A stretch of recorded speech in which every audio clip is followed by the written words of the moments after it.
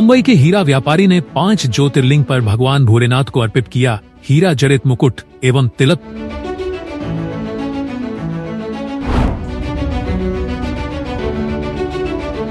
कुत्ते के गले में सिक्कर डालकर सिक्कर मोटरसाइकिल से बांधकर ले जाने का चौंकाने वाला मामला। इस संबंध में पनवेल की रहने वाली एक युवती द्वारा दी गई शिकायत अनुसार पनवेल शहर पुलिस ने मामला दर्ज कर संबंधित की तलाश शुरू की है।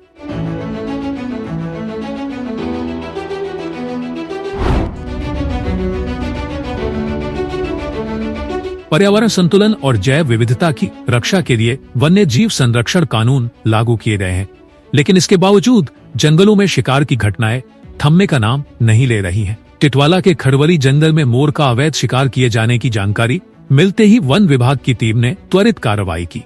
इस दौरान आरोपी गणेश फसाले को गिरफ्तार कर लिया गया। छापेमारी के दौरान वन विभाग ने उसके पास से मोर के पंख, कटा हुआ अंग और मांस बरामद किया। कल्याण वन परिक्षेत्रामध्ये काही गुप्त बातमी आमच्या स्टाफला मिळाल्यानुसार कल्याणमधील खडोली परिमंडळ आहे, खडोली परिमंडळामध्ये रुंदे गाव आहे। या रुंदे गावाच्या आजूबाजूचं जंगल अतिशय सुंदर आणि दाट जंगल आहे।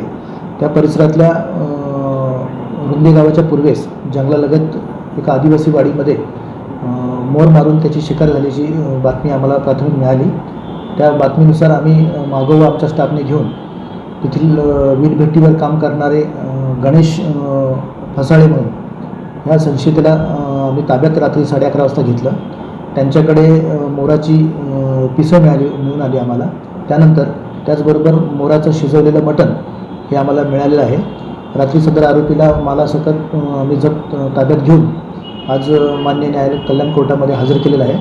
सदर आरोपीला 3 दिवसाची पोलीस कस्टडी मिळाली असून पुढील तपास आमचा चालू आहे।